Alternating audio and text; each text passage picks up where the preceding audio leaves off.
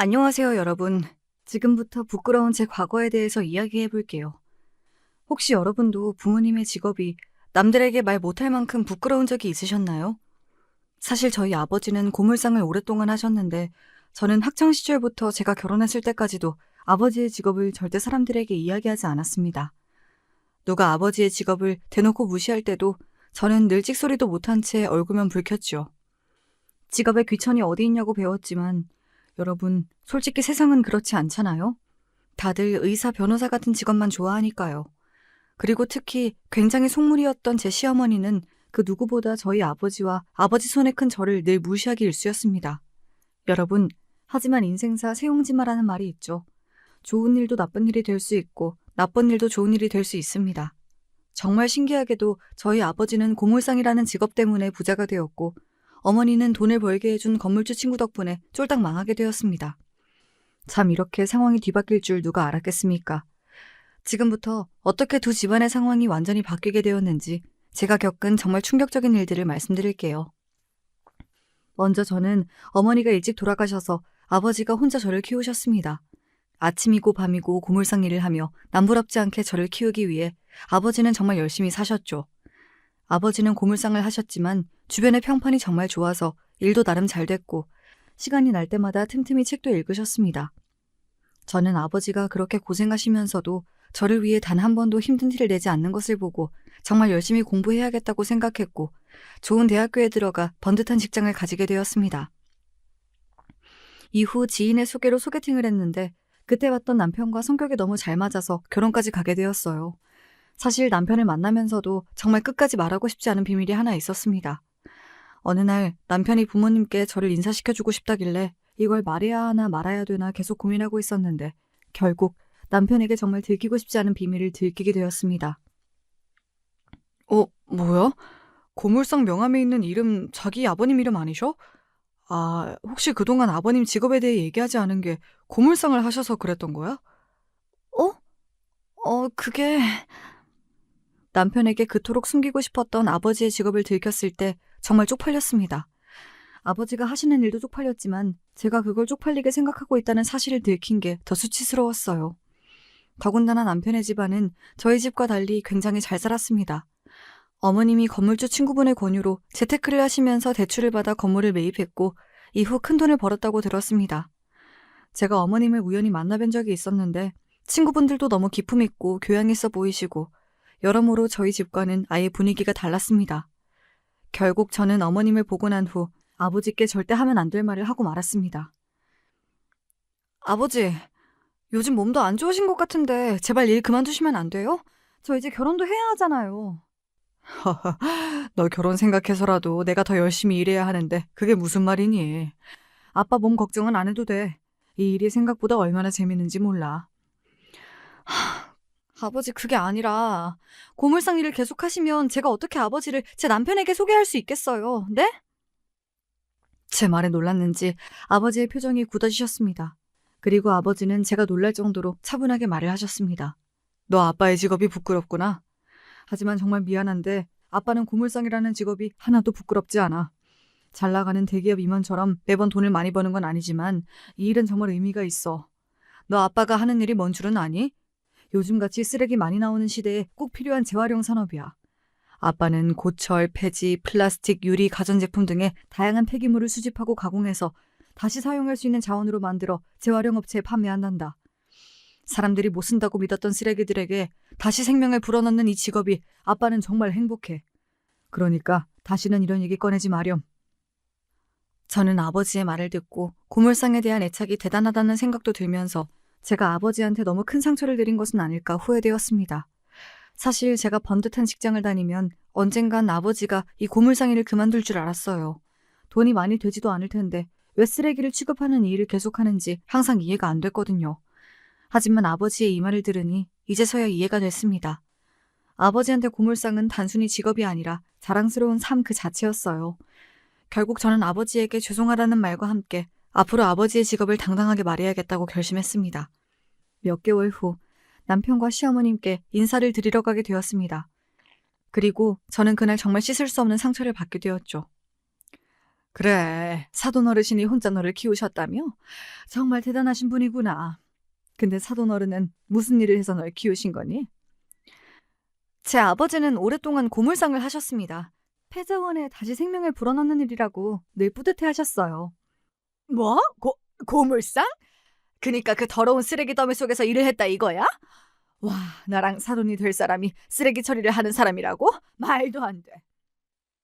어머니, 지가 보고 있는데 지금 무슨 말씀을 하시는 거예요? 장인어른이 얼마나 좋으신 분인데요. 제가 직업에 귀천은 없다고 몇 번이나 말씀드렸잖아요. 그래도 그렇지. 넌 고물상 집안이랑 결혼하고 싶니? 너 제정신이야? 난 이 결혼 절대 못해. 내 친구들한테 쪽팔려서 어떻게 얘기하냐고. 아유, 열받아. 꼴 보기도 싫다. 저는 어머님 말씀에 충격을 받아 그 자리에서 눈물을 흘렸고 남편은 저를 데리고 나왔습니다. 이후 남편이 저에게 계속해서 사과를 했지만 저는 그날 받은 충격을 아직도 잊을 수 없어요. 저는 남편과의 결혼을 포기하는 생각까지 했습니다.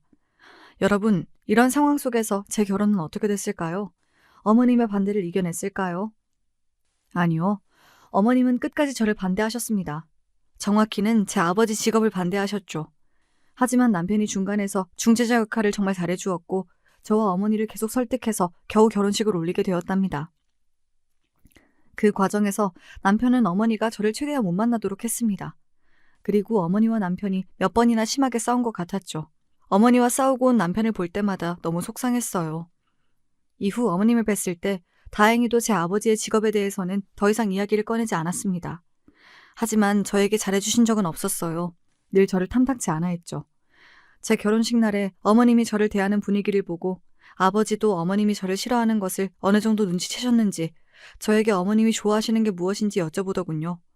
그리고 아버지는 혼수만큼은 아버지가 다 해주고 싶다고 저희에게 이야기했습니다. 아버지가 부담스러울까봐 걱정했는데 제 결혼 자금을 이미 모아두었다고 절대 걱정하지 말라고 하더군요. 결국 저희는 아버지의 도움을 받아 집 가구를 드리게 되었고 그러던 어느 날 아버지가 제가 정말 예상치 못한 행동을 하였습니다. 우리 집에 가구가 새로 왔던데 사돈 어른이 보낸 거니? 네, 가구요? 그래, 너희 혼수 장만하면서 우리 집 가구도 하나 사신 것 같더라. 근데 고물상 하시면서 이 돈은 어디서 났대? 괜히 우리 집이랑 수준 맞추려다가 사돈 어른 가랑이 찢어지는 거 아닌지 모르겠다. 아무튼 이거 너가 다시 가져가라. 어머님, 아버지가 저 몰래 준비한 선물인 것 같은데 혹시 디자인이 마음에 안 드실까요? 몰라, 제대로 보지도 않았어. 근데 안 봐도 뻔하지. 고물상 눈이 높아봤자 고물상이잖아. 그리고 이 가구가 새 거인지 폐자원인지 내가 어떻게 믿고 이걸 쓰니? 더러워 죽겠다. 난 너희 집 들어가는 혼수도 사돈 어른이 해주신 건 멀쩡한 게 있을지 모르겠어. 아유, 수준이 안 맞아 정말. 어머님은 그렇게 저희 아버지가 주신 선물을 제대로 보지도 않고 버려버렸습니다. 이후 아버지가 저에게 전화와서 어머님의 반응을 물어보셨는데 저는 어머님이 너무 좋아하셨다고 거짓말을 하고 말았죠. 아버지가 어떤 마음으로 어머님 집에 가구를 보냈을지 생각하니 참 마음이 아팠습니다. 아마 제가 무시당하지 않길 바라면서 보내신 거겠죠? 이렇게 어머님이 저와 저희 아버지를 무시하는 행동은 여기서 끝나지 않았습니다. 결혼 후에도 친척들 앞에서 저를 망신주며 수치스럽게 만드셨죠. 하루는 가족들끼리 다 같이 TV를 보고 있었는데 그때 어머님께서 정말 충격적인 말씀을 하시더군요. 어머, 저것 봐. 못 쓰는 쓰레기들이다. 예, 너는 이런 거 보면 정말 마음이 아프겠다. 사돈 어른이 매일 저 쓰레기들이랑 같이 일하는 거잖아, 그치? 아, 그래도 저렇게 더러운 쓰레기들만 있는 건 아니에요, 어머니. 그런 게 어딨어. 쓰레기가 쓰레기지. 더럽고 안 더럽고 못 쓰고 쓸 수 있고 이런 게 어딨니? 그래봤자 쓰레기인걸. 솔직히 너 사람들한테 한번 물어봐. 아무리 재활용된 거라고 해도 같은 물건이면 다 새 거 쓰고 싶어 할걸? 참, 나는 요즘 시대에도 고물상을 하는 사람이 있다는 게 신기해. 솔직히 너도 우리 집 시집 와서 참 운 좋은 거지. 아니면 저거 물려받아서 너가 나중에 고물상 할 수도 있었던 것 아니니? 어머니는 이렇게 제 아버지를 대놓고 언급하며 저와 저희 아버지를 무시하고 조롱했습니다. 그럴 때마다 저는 아버지께 정말 죄송했고 제가 더 잘 돼서 꼭 아버지가 이런 대접 안 받도록 정말 열심히 살아야겠다고 다짐했죠. 하지만 현실은 제가 원하는 대로 흘러가지 않았습니다. 우리 둘째 아들 또 승진했대. 다니는 회사도 대기업인데 사람들이 우리 아들을 정말 좋게 봤나 봐. 근데 지희, 너는 승진도 안 됐다며? 하긴 유전자가 고물상 아버지인데 너가 잘 되는 게 이상하지. 우리 아들들은 내 유전자를 받았잖아. 성공할 수밖에 없다니까? 너도 내가 건물주인 건 알지? 난 완전히 자수성가한 사람이잖아. 내가 진짜 똑똑하다니까? 근데 우리 아들들은 날 닮았으면 사람 보는 눈도 좋아야 하는데 왜 널 데려왔는지. 아휴. 어머니, 제가 기대에 못 미쳐서 죄송해요. 다음번에 꼭 승진해서 좋은 결과 전달드릴게요. 이렇게 제가 승진이라도 실패한 날이면 어머니는 늘 자신과 자식들을 자랑하며 저와 저희 아버지를 깎아내렸습니다. 어머님은 이렇게 매번 저희 아버지를 무시하셨는데 아버지는 늘 어머님을 좋게 얘기해 주셨어요. 정말 둘의 태도가 완전히 반대여서 늘 속이 터지고 화가 났습니다. 지희야, 사부인은 건강 괜찮으시지? 이거 내가 기업 사람들한테 받은 피로회복제인데 되게 비싼 거래. 사돈 가져다 드려. 네? 기업 사람들이 아버지를 왜 찾아와요? 아니 그것보다 이건 아버지가 드셔야지 왜 어머님을 드려요? 아버지, 저희 어머님한테 잘해주실 필요 없어요. 그런다고 어머님이 알아주시는 줄 아세요? 어머님이 얼마나 속물이신지 아버지도 보셨으니까 알 거 아니에요. 어허, 지야. 그래도 너희 시어머니인데 그런 식으로 흉보면 안 돼. 속물이 아니라 사돈은 지금 이루어내신 게 많으시니까 현실적으로 늘 사회를 바라보는 거야. 아빠는 또 더 좋은 영양제 많으니까 얼른 사부인 가져다 드려. 그리고 혹시라도 돈 필요하면 아빠 걱정하지 말고 언제든지 얘기해. 알았지? 아버지가 돈이 어딨다고. 알겠어요. 아버지도 늘 건강 잘 챙기세요. 그렇게 저는 아버지가 주신 비싼 피로회복제를 어머님께 가져다 드렸습니다. 정말 웃긴 건 아버지가 준 거라고 하면 더럽고 싼 거라고 안 드시면서 백화점에서 사왔다고 하면 그렇게 잘 챙겨 드시더라고요. 같은 피로회복제인데도 말이에요. 참, 그 꼴이 우습고 어이가 없었습니다. 그렇게 어머님을 향한 미움과 원망, 아버지를 향한 미안함과 고마움이 쌓여가던 하루하루를 보내던 중 아주 좋은 소식이 생겼습니다. 여보, 나 드디어 승진했어. 아, 옆에서 자기가 프로젝트를 도와준 덕분이야. 정말 고마워. 나 곧 포상금도 받을 것 같은데 여보한테 다 줄게. 우리 엄마한테는 비밀로 하자. 와, 드디어 승진이라니. 진짜 너무 기쁘다. 여보, 정말 나 그 돈 가져도 돼? 사실 내가 얼마 전에 아버지 만났는데 트럭이 너무 덜컹거리더라고. 낡기도 했고. 내가 타려고 올라가다가 글쎄 넘어질 뻔했다니까? 내 돈이랑 당신이 준 포상금 합쳐서 아빠 트럭을 바꿔드리면 안 될까? 당연히 되지. 장인어른은 트럭이 낡았으면 진작 우리한테 말씀이라도 하시지. 난 몰랐네. 여보가 보고 좋은 걸로 바꿔드려. 여보, 진짜 고마워. 내가 어머님한테도 앞으로 더 잘할게. 저는 남편과 이 대화를 한 후 정말 오랜만에 빠르게 심장이 뛰었습니다.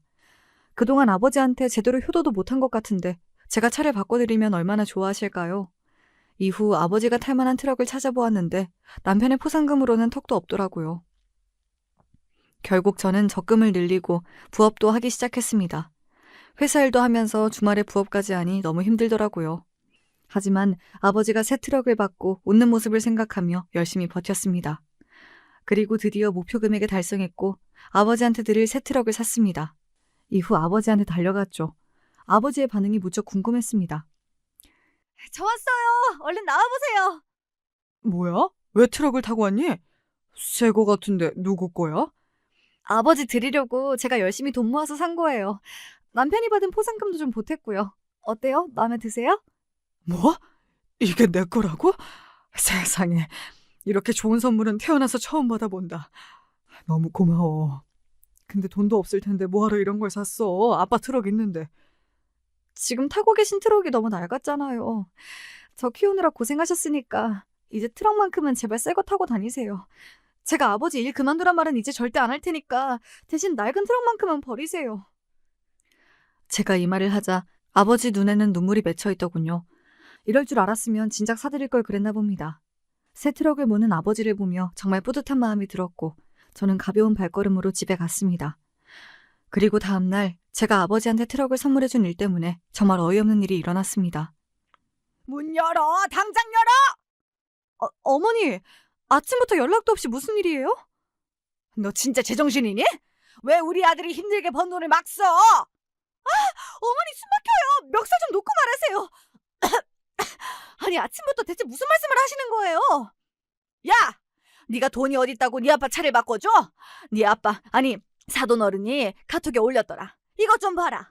우리 딸이 사준 새 트럭하고 떡하니 푸사를 바꿔놨던데 이거 나랑 우리 아들 몰래 너가 산 거 맞지? 진짜 미쳤구나. 돈 아까워 죽겠네. 고물상이 뭐하러 이런 비싼 트럭을 타?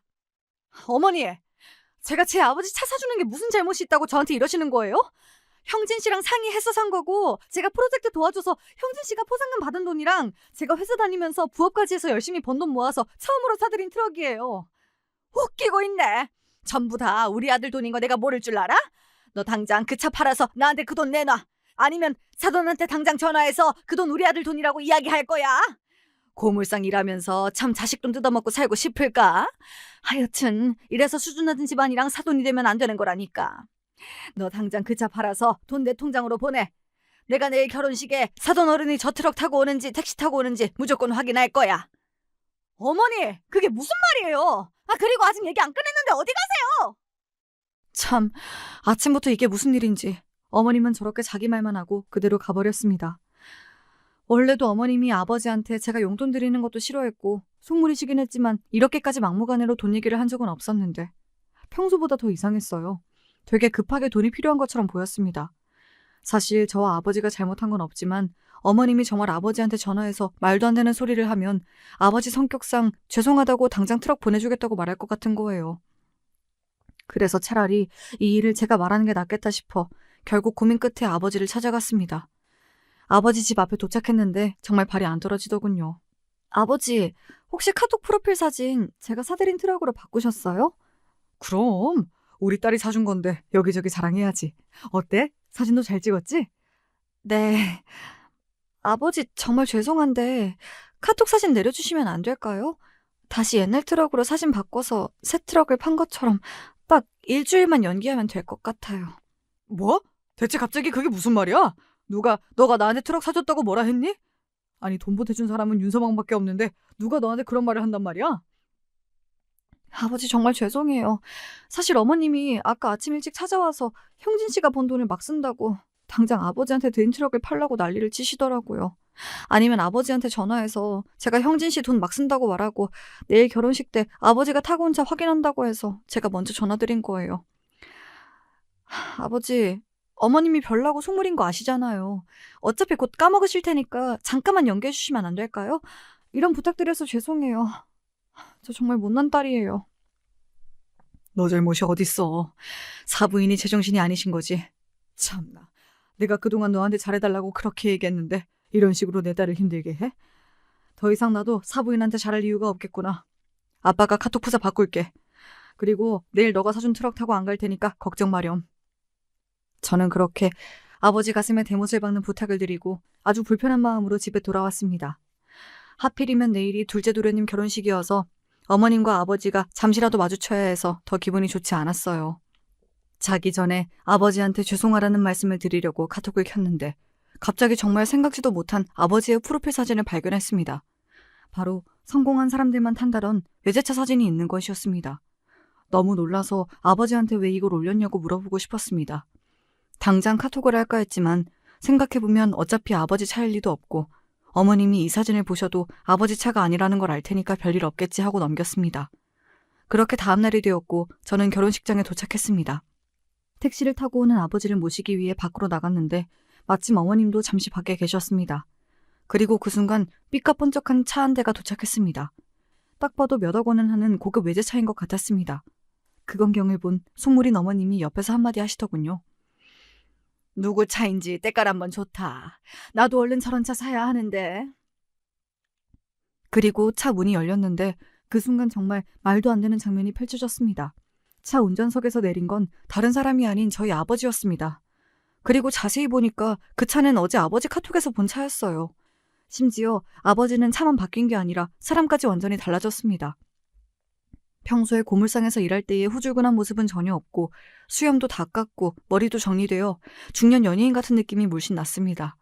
또 명품 양복을 차려입어 성공적인 사업가의 모습 같았습니다. 저조차 처음 본 아버지의 모습에 너무 놀라서 저는 아버지한테 달려가서 누구 차를 빌려왔냐고 물었습니다. 옆에 계시던 어머님도 아버지의 모습을 보고 놀랐는지 달려오시더군요. 그러자 아버지가 예상치도 못한 말을 했습니다. 누구 차긴 내 차지. 원래 너가 사준 새 트럭을 타고 오려 했는데 정 많은 사부인께서 트럭을 얼른 달라고 하셨잖니. 그래서 내가 가지고 있던 차 중에 제일 깔끔한 거 하나 가져와 봤다. 아버지가 이런 차가 있으셨어요? 진짜로요? 그럼 아빠가 고물상이 몇 년 차인데. 아빠 찾아오는 사람들도 엄청 많다니까. 차로 하는 재테크라는 말 아니? 자테크라고 예전에 차 몇 대 있으면 좋을 것 같아서 사놓은 거야. 세상에, 말도 안 돼. 안녕하세요, 사돈어른. 근데 이 차는 뭐예요? 진짜 사돈 차라고요? 예, 결혼식에 남의 차를 빌려오는 것도 웃기잖아요. 제가 제 딸이 새로 사준 트럭을 타고 오면 사부인이 하도 난리를 칠 것 같아서 그냥 제 차 가져왔습니다. 어떠세요? 아버지의 대답을 들은 어머님은 정말 놀란 것 같았습니다. 충격을 받았는지 아버지의 말에 대답도 없이 휘청이며 겨우 올라가시더라고요. 하지만 어머님만큼 저도 충격이 컸습니다. 아무리 생각해도 저 고급 외제차가 아버지 거라는 게 믿기지 않았고 지금 제 앞에 있는 사람이 아버지라는 사실은 더 믿을 수가 없었어요. 그렇게 저는 놀란 입을 다물지 못한 채 아버지와 함께 결혼식장으로 올라왔고 손님을 맞이하고 있는 둘째 도련님과 남편과 눈이 마주쳤습니다. 남편과 도련님도 아버지를 보자마자 입을 다물지 못하고 저희에게로 다가왔습니다. 둘은 아버지를 보고 회춘했다고 말하더군요. 아버지는 그저 웃으며 고맙다고 했습니다. 그리고 아까부터 어이없는 표정을 하고 있던 시어머니가 그 순간 저한테 다가와서 정말 끔찍한 말을 해댔습니다. 너 미쳤니? 내가 트럭 바꿔서 내 통장에 돈 넣으라 했더니 그 돈으로 더 비싼 외제차를 사? 네 아버지 불쌍하면 네 돈으로 해결하던가 왜 우리 아들 돈에 손을 대? 그 돈은 내 돈이라고 했잖아. 당장 네 아버지 외제차 팔아서 그 돈도 나한테 넣어. 아니면 내가 사람들 있는 앞에서 네 아버지 직업 다 밝혀버릴 테니까. 어머니, 제발 이러지 마세요. 저도 아버지가 어떻게 외제차를 타고 있는지 몰라요. 하지만 확실한 건 저랑 형진 씨가 사드린 게 아니라고요. 사돈, 지금 제 딸한테 뭐 하시는 거예요? 지금까지 제 딸한테 제 직업 밝힌다고 협박하셨나 본데 제 직업이 뭐가 어때서요? 제가 이래봬도 사돈보다 돈이 많을걸요? 그 차 제 돈으로 산 거니까 당장 제 딸한테 사과하세요. 참나, 자존심이 센 성격이신가 보네요. 사돈 어르신이 이왕 저희 대화 들은 김에 제가 하고 싶은 얘기 좀 할게요. 그동안 참다 말하는 건데 이건 정말 상도덕이 아니지 않나요? 지금 타고 온 차도 제 아들 돈으로 산 거잖아요. 참나 어이가 없어서 말이 안 나오네. 무슨 돈이 있다고 트럭 판 돈으로 더 비싼 걸 사요? 고물상 하다 보니까 쓰레기 더미에 양심도 팔아버렸나 본데 사위 돈으로 고급차를 사고 명품 양복을 사니까 뭐라도 된 것 같아요? 사람이 수준에 맞게 사셔야죠. 당장 저 차 팔고 저한테 그 돈 넘기세요. 그리고 쪽팔린 줄 아시고요. 참 웃기네요. 쪽팔린 줄 알아야 하는 건 둘째 아들 결혼식장에서 시끄럽게 사람들한테 민폐 끼치고 있는 사부인 같은데요. 그리고 이 차는 제 딸과 사위가 사준 게 아니라 온전히 제 돈으로 사둔 겁니다. 뭘 안다고 함부로 말하세요? 다시 한번 말하지만 사돈이 오해한 거니까 당장 제 딸한테 사과하세요. 지금 좋게 말하니까 제가 우스워요? 누굴 바보로 아나? 거지꼴로 다니던 사람이 이렇게 밖에서 왔는데 그걸 누가 믿어? 고물상하면서 쓰레기 팔아봤자 얼마나 번다고 저 고급 외제차를 사냐고? 이래서 사람 직업이 중요한 거야. 쓰레기나 팔더니 아주 거지 근성이 제대로네. 사돈이라고 봐줬더니 이 사람이 진짜.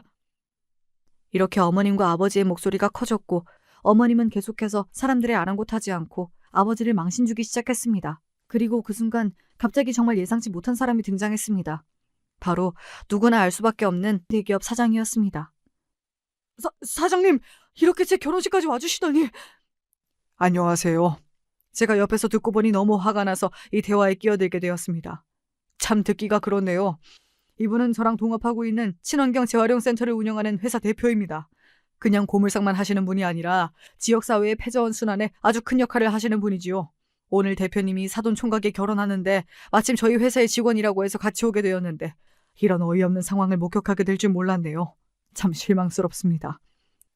사장님, 그게 아니라 저희 어머니가 오해가 있었던 것 같아요. 사돈 어르신이 회사 대표인 줄 모르고.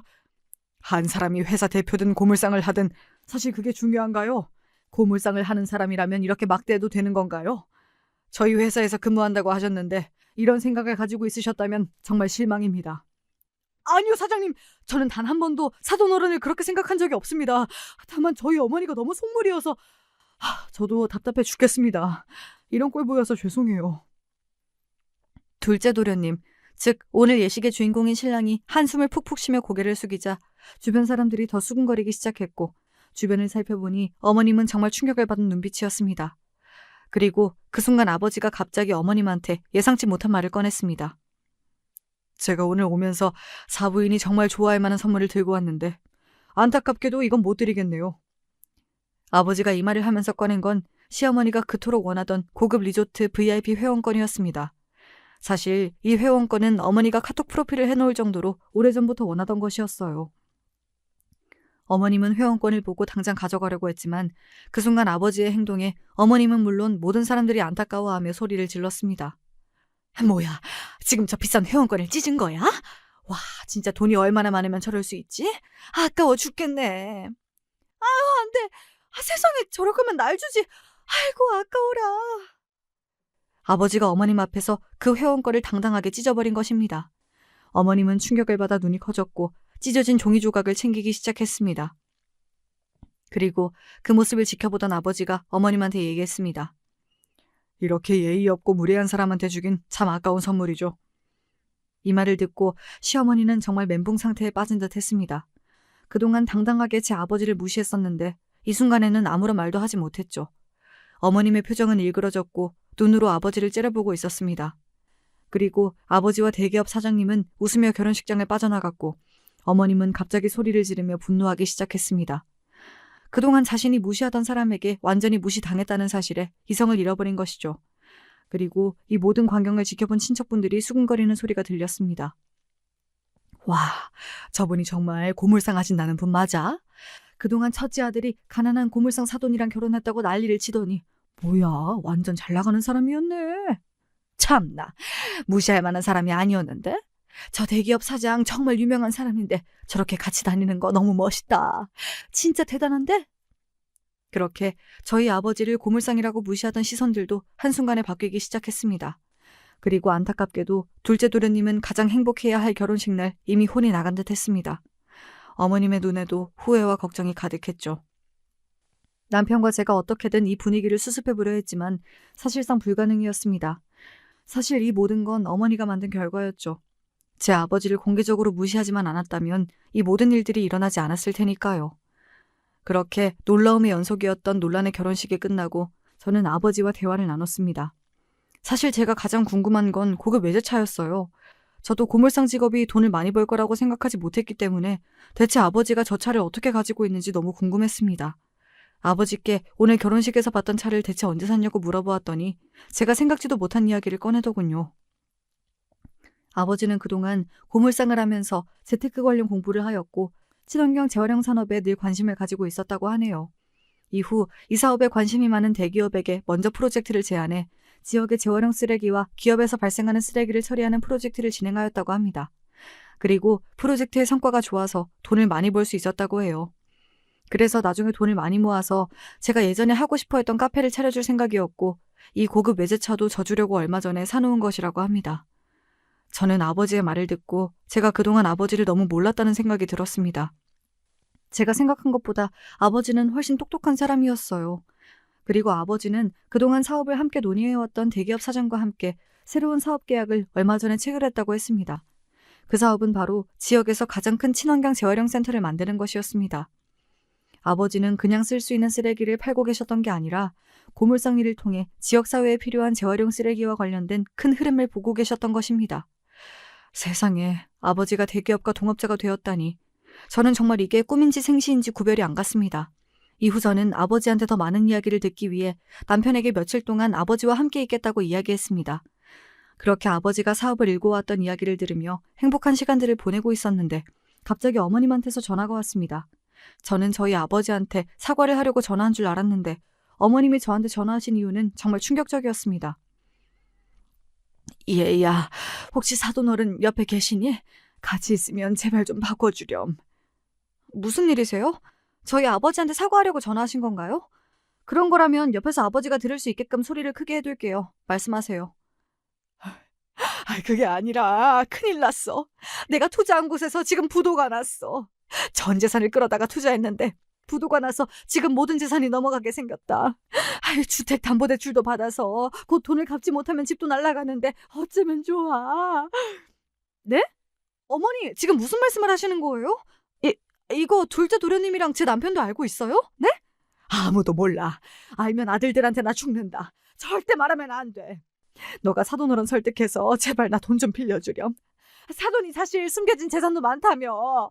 그냥 고물상인 줄 알았더니 결혼식 때 보니까 완전 대단한 사업가이시더구나. 내가 그런 분을 몰라보고 그렇게 함부로 말했다니. 내가 참 사람 보는 눈이 없었어. 혹시 옆에 사돈어른 계시니? 계시다면 빨리 나 바꿔줘, 얼른. 어머님, 아버지 옆에 안 계세요. 그리고 먼저 아들들한테 이 사실 말하세요. 저희 아버지랑 어머님 돈 문제로 엮이는 거 저는 절대 원하지 않아요. 죄송해요. 끊겠습니다. 저는 그렇게 어머님의 전화를 끊었고 전화를 끊고 나서도 어안이 벙벙했습니다. 늘 성공한 자수성가 건물주로 돈이 많았던 어머님의 집이 넘어가고 전 재산이 날아갔다니 이게 대체 무슨 말인지 머리가 어질어질했습니다. 그리고 그 순간 옆을 보고 깜짝 놀랐습니다. 밖에 나간 줄 알았던 아버지가 문 앞에서 이 얘기를 모두 듣고 계셨던 거예요. 저는 아무 말도 하지 못한 채 아버지한테 절대 시어머니 문제로 손 벌리는 일 없게 하겠다고 했습니다. 아버지는 저한테 이 일을 어떻게든 남편한테 먼저 이야기해야 한다고 했고 결국 아버지의 말대로 저는 바로 집으로 가 남편에게 이 사실을 전했습니다. 처음에 남편은 어머님이 망한 사실을 절대 믿지 못했습니다. 하지만 남편이 어머님한테 전화를 해보고 나서는 이 사실을 믿더군요. 남편의 표정은 정말 절망스러워 보였습니다. 남편이 말하길 어머님이 사실 자식들 몰래 고급 사치와 유흥을 많이 즐기셨다고 합니다. 그래서 친구들과 계속 그 생활을 즐기기 위해 더 큰 돈이 필요했고 그 돈을 구하기 위해 주택담보대출까지 받으며 고수익 투자에 뛰어드신 거라고 하네요. 심지어 어머님에게 이 위험한 투자를 추천한 사람은 어머님이 투자로 성공할 수 있게 도와준 부자 친구였습니다. 그분도 어머님과 함께 쫄딱 망했다고 합니다. 남편에게 이 말을 듣자마자 제 머릿속을 스쳐 지나가는 장면이 한 개 있었습니다. 얼마 전에 제가 아버지 트럭을 새 걸로 바꿔드렸을 때 어머님이 당장 트럭을 팔고 돈을 보내라고 했었잖아요. 생각해보니 그 돈이 필요했던 이유가 이 투자로 인한 빚 때문이었던 것 같네요. 어쩐지 그때 뭔가 이상하다 했어요. 아휴, 어머님은 결국 그 빚 문제로 인해 시댁의 모든 재산을 날렸고 아들들한테도 버림받을 위기에 놓이게 되었습니다. 남편은 저에게 이 상황이 너무 힘들고 어머님이 너무 밉다고 했어요. 그리고 제 아버지가 부럽다고 하더군요. 사실 어머님의 빚 문제가 드러나기 전에도 둘째 도련님 결혼식이 끝나고 집에 돌아와서 둘째 도련님과 어머님이 한바탕 싸웠다고 합니다. 엄마 진짜 미쳤어? 내 결혼식장에서 누가 그렇게 큰 소리를 내? 그리고 하필 그 대상이 내가 다니는 회사 사장님이랑 동업하는 사돈 어른이냐고. 나 이제 회사에서 잘리면 어떡해? 그동안 엄마가 사돈 어른한테 그렇게 못되게 굴었으니까 나한테도 불똥 튈 수 있는 거 아니야? 안 그래도 요즘 상사한테도 미움받고 있어서 다음 승진 걱정인데 사돈 어른이 우리 회사에 진짜 영향력 있는 사람이 되면 내가 어떻게 살아남겠냐고. 내가 이렇게 될 줄 알았니? 이게 고물상이 대기업이랑 협업해서 잘 될 줄 알았으면 내가 그렇게까지 안 했지. 내가 사돈 어른께 사과드릴 테니 걱정 마. 엄마, 지금 그걸 말이라고 하세요? 제가 사돈 어른 무시하지 말고 사람 대 사람으로 예의 챙겨달라고 예전부터 부탁드렸잖아요. 장인어른이 지금 제일 큰 친환경 재활용 센터를 운영하시고 대기업들이랑 프로젝트도 앞으로 더 많이 하실 텐데 그동안 엄마가 장인어른한테 함부로 굴어서 장인어른이 우리한테 무슨 도움을 주겠냐고요. 그래, 나도 그렇게 생각해. 내가 왜 그랬는지 모르겠다. 정말 후회하고 있어. 내가 고물상한테 잘 보여야 될 상황이 있을 줄 어떻게 알았겠냐고. 몰라, 머리 아파. 정말 돈 많은 줄 알았으면 진작에 잘해둘걸. 사돈은 이때까지 왜 그 사실을 숨긴 거야. 아유, 망했어. 어쩐지 결혼식이 끝나고 어머님이 그동안 고물상이라고 아버지를 무시해서 미안하다는 장문을 보내왔는데 아들들과 이런 일이 있었나 보네요. 어머님은 결혼식장에서 충격적인 사실이 밝혀진 후 그동안 저희 아버지를 무시해왔던 모든 행동이 자신과 아들들한테 되돌아올까 두려워하는 것 같았습니다. 아버지한테 어머님이 보낸 장문의 메시지를 보여줬지만 아버지는 어머님의 사과를 받아주지 않으셨어요. 그런데 누가 봐도 당장 급한 불을 끄기 위한 억지 행동 같았습니다. 남편은 그동안 어머님이 아버지한테 한 행동이 너무 신경 쓰였는지 계속 저에게 장인어른께 너무 죄송하다는 말을 반복했습니다. 그리고 둘째 도련님이 혹시라도 회사에서 잘리진 않을까 걱정하길래 제가 저희 아버지는 절대 그럴 사람 아니니 걱정 말라고 얘기해 주었습니다. 이후에도 남편은 아버지한테 잘 보여야 된다고 생각하는 것 같았어요. 그래서 저는 남편에게 아버지가 해준 말을 그대로 전달해 주었습니다. 여보, 아버지가 당신한테도 이 말 전해달라 했어. 아버지가 재산이 많든 적든 대기업과 협업을 하는 회사 대표든 고물상이든 예전이랑 아무것도 달라지지 말고 그냥 똑같이 대해달래. 그리고 언제든지 정신적으로든 물질적으로든 도움이 필요하면 얘기해달라고 했어. 제 말을 들은 남편은 안도의 한숨을 내쉬었습니다. 그렇게 남편과 대화를 나누고 있는데 어머님이 갑자기 전화가 오더군요. 제발 불길한 예감이 틀리길 바랬습니다. 아들아, 큰일 났어. 우리 집 넘어가게 생겼다. 지금 빨간 딱지 붙고 사람들 찾아왔어. 너무 무섭구나. 이제 어쩌면 좋아. 너 돈 좀 없니? 제발 돈 좀 구해다오. 결국 저와 남편이 우려했던 일이 일어나고 말았습니다. 어머님의 집이 넘어간 것입니다. 남편은 충격에 휩싸인 듯 울부짖었고 저는 어떻게 할지 몰라 아버지한테 이 모든 사실을 말씀드렸습니다. 그리고 다음 날 제가 깜짝 놀랄 만한 일이 일어났습니다. 갑자기 남편이 저한테 고맙다고 장문의 메시지를 보낸 것이었습니다. 아버지가 저 몰래 남편에게 어머님을 도와드리라고 돈을 보내준 것이었어요. 그리고 더 놀라운 사실은 남편이 너무 죄송해서 이 돈을 못 받겠다고 하자 아버지가 월급을 미리 보낸 것이라고 생각하라고 말했다더군요. 남편이 무슨 말인지 여쭈어봤더니 아버지가 친환경 재활용 센터가 전국으로 확장되어서 지역별 대표가 필요하기 때문에 남편한테 일을 같이 하자고 제안했다네요. 지금 일이 너무 잘 되고 있는데 일손이 부족하다고 사업을 도와달라고 말씀하셨답니다. 이후 저와 남편은 아버지가 운영하는 친환경 재활용 사업 일을 같이 하게 되었습니다. 저희가 다니던 회사는 어떻게 하냐고 물어보실 수도 있는데 저희가 다니던 회사보다 복지, 월급이 훨씬 좋았기 때문에 고민 없이 회사를 그만둘 수 있었습니다. 그리고 아버지는 남편의 월급을 정말 두둑하게 잘 챙겨주었어요. 남편은 아버지가 월급을 많이 주시는 게 일부러 어머님 빚 때문에 남편이 힘들어하는 것을 알고 배려한 것이 아닐까 생각했답니다. 첫 월급을 받고 남편은 감격의 눈물을 흘렸고 어머님이 워낙 많은 재산을 투자해 그 모든 빚을 다 갚을 순 없었지만 그래도 급한 불은 끌 수 있었다고 합니다. 일을 하면서 느낀 건데 정말 아버지가 하는 사업 전망이 너무 좋더라고요. 저는 이 일을 아버지와 같이 할 수 있다는 사실이 너무 다행이었습니다. 그리고 아버지는 저희에게 또 다른 제안을 하셨습니다. 이 제안을 듣고 저는 정말 아버지가 대단하다는 생각이 들었어요. 저라면 도저히 이 생각까지는 못할 것 같았거든요. 그 제안이 무엇인지 여러분도 들으면 깜짝 놀라실 거예요. 너희가 괜찮으면 사부인도 일을 하는 건 어떨까? 아무래도 지금 빚을 갚으려면 돈을 벌어야 할 테고 그래도 우리 일이 지금 하고 계시는 식당 일보단 나을 것 같거든. 일의 강도나 월급 측면에서도 훨씬 괜찮은 것 같고 너희 생각은 어떠니? 장인어른, 정말 그래도 괜찮을까요? 안 그래도 어머니가 몸도 안 좋으신데 빚 때문에 식당에서 고생하시는 거 보고 늘 마음이 안 좋았거든요. 저희 어머니가 장인어른한테 잘해드린 것도 아닌데 이런 제안 해주셔서 정말 감사합니다. 제가 진짜 더 잘할게요. 남편은 이 얘기를 듣고 계속 아버지한테 감사 인사를 하며 눈물을 흘렸고 어머님은 그렇게 저희 아버지의 회사에서 일을 하게 되었습니다. 처음에는 자존심을 부리며 절대 이 일을 하지 않겠다고 했지만 계속 빚쟁이들이 연락이 오자 어쩔 수 없이 일을 같이 하겠다고 하더군요. 이후로도 아버지의 사업은 계속 승승장구했고 친환경 재활용뿐만 아니라 태양열 에너지 사업까지 확장하게 되었습니다. 여러 대기업에서 아버지 회사의 소문을 듣고 더 많은 프로젝트를 제안했다고 하네요. 사실 아버지가 하시는 일을 옆에서 직접 보면서 저는 정말 충격적인 사실을 많이 알게 됐습니다. 우선 아버지는 어머님보다 자산이 훨씬 많으셨어요. 아버지가 고물상을 하면서 늘 재테크 관련 책을 읽고 자산 관리를 열심히 한 덕분이었죠. 아버지는 꾸준히 투자를 통해 자산을 증식해왔고 이미 부동산과 주식에서 엄청난 성공을 해서 많은 자산을 모아두고 계셨습니다.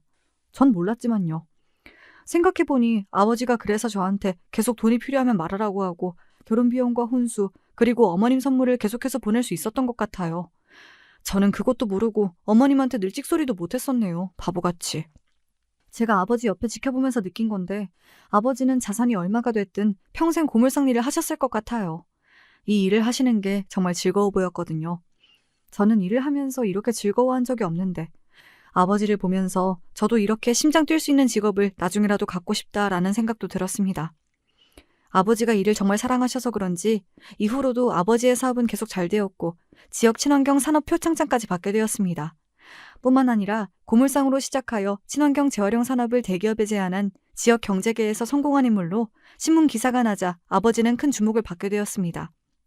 기사를 본 친구들과 친척들이 연락이 오더군요. 그리고 아직 가족이지만 저한테는 늘 불청객인 한 사람한테도 계속 연락이 왔습니다. 얘야, 기사 봤다. 축하한다. 사돈 어른이랑 너는 언젠가 잘 될 줄 알았어. 근데 사업이 그렇게 잘 되면 돈도 많을 텐데 나 돈 좀 빌려주면 안 되니? 이번 투자로 나 정말 일어서야 하거든. 내가 이렇게 쫄딱 망할 사람이 아니란 말이야. 어머님, 늘 전화해서 계속 같은 소리만 하시잖아요. 저는 돈 없고 저희 아버지도 어머님한테 빌려드릴 돈 없어요. 아니, 그리고 그렇게 저희 아버지 무시하시더니 이제 와서 돈을 빌려달라고요? 진짜 양심이 없으세요? 한 번 더 저한테 연락하시면 전 진짜 형진 씨한테 다 말할 거예요. 투자로 성공하고 투자로 인생이 몰락해놓고 또 투자로 일어설 생각을 하는 어머님을 보면 참 재테크도 조심해야 되겠구나, 투자도 중독이구나 라는 생각이 들었습니다. 그리고 남편이 절대 저에게 어머님의 사정을 들어주고 돈을 빌려주지 말라고 신신당부했기 때문에 저는 단호하게 어머님의 전화를 끊어버렸습니다. 참, 어머님이 언제 건물주였던 시절에서 빠져나와 현실을 자각할 수 있을지 모르겠네요. 사실 어머님의 몰락이 마냥 속 시원하지만은 않습니다. 그냥 어머님도 잘 되고 저랑 아버지도 더욱 잘 돼서 안정적으로 각자 길 걸으면서 잘 살았으면 좋겠네요. 이렇게 안 좋은 끝을 맞이하게 된 시어머니와 달리 저희 아버지는 이제 명예도 돈도 모두 갖춘 사람이 되었습니다. 예전엔 아버지의 직업이 부끄러웠지만 지금은 아버지의 직업을 사람들에게 자신 있게 말하지 못했던 제 과거가 제일 부끄럽습니다. 여러분, 저는 이제 직업에 귀천이 없다는 말을 믿습니다. 어떤 직업이든 내가 어떻게 하느냐에 따라 사람들의 시선과 버는 돈도 달라질 수 있거든요. 하지만 성공했다가 몰락한 시어머님을 보며 직업엔 귀천이 없어도 사람에는 귀천이 있다고 생각하게 됐죠. 참, 사람이 성공하는 것도 한순간인데 망하는 것도 한순간이더라고요. 아버지와 남편과 함께 이 사업을 더 잘 키워서 제가 정말 성공하게 되더라도 저는 평생 겸손하게 살려고 합니다. 길었던 제 이야기 마치겠습니다. 여러분의 인생에 제 사연이 도움이 됐길 바랍니다. 지금까지 제 이야기 들어주셔서 감사합니다.